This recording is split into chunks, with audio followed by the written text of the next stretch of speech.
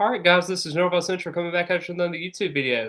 And I have two updates I'm going to be sharing today in a quick, shortened video. I hope you all enjoyed the video today. Please be sure to like the video. Let's try to get this video up to 30 likes if we can. Subscribe to the channel as always, and let's go ahead and get into it. So, the first thing is I discussed yesterday about Joshua Farmer intending to enter the transfer portal. Some stuff happened, and next thing you know, a couple minutes ago, as of about 5 Eastern time, I believe. He had stated that he is withdrawing his name from the transfer portal at this point, and he is now back onto FSU's roster for the 23 season at this point. He actually released a statement on Twitter, and I quote, "I know the last 48 hours have been extremely challenging. After talking with my family and loved ones, I know that Florida State is the home and always will be. I believe in this team and the family that I have. I want to be a part of helping the program to get where we know we can get and to give it all that I have making that happen." Basically, Farmer has been saying that this is a situation where Florida State was the right decision. And I never wanted to push any prospect to think otherwise because the players have to make the best decision for themselves. And I think that's very important going forward there. Wishing him nothing but the best. Terrell Jackson was another guy that he is best friends with at this point at the same position, was kind of contemplating some certain things. And there was a couple of fans out there that were kind of overreacting to certain things, and you just have to let things play out. The last 48 hours have been crazy. These are college kids. You just have to kind of wonder what's going on in their head sometimes, and you have to just kind of look back and think, okay, everything's going to be fine. Everything's going to be happening for a reason at this point. So, really, when you look at everything that's going on so far, Florida State is in very good hands, especially at the defensive tackle position still. So, we'll definitely monitor those situations as we go through. But Florida State's players have about till April 30th to enter their name into the transfer portal before that period ends.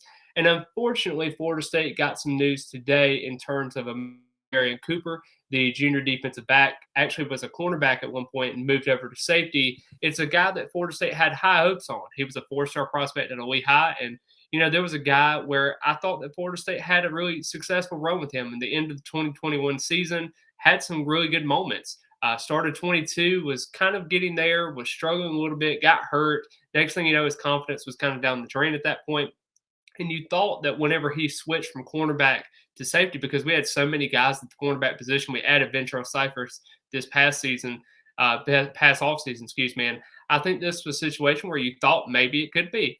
Me and No Highlights actually talked about it in a previous video, talking about this could be a year for O'Marion Cooper to kind of be that guy because you had Akeem Dent, who's going to be a solidified starter.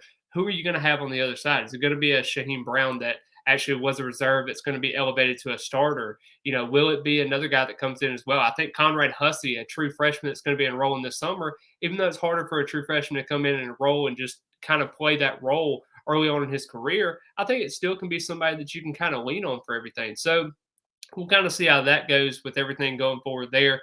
And Edwin Joseph, will they kind of place him at the safety position as well, or will they put him at cornerback?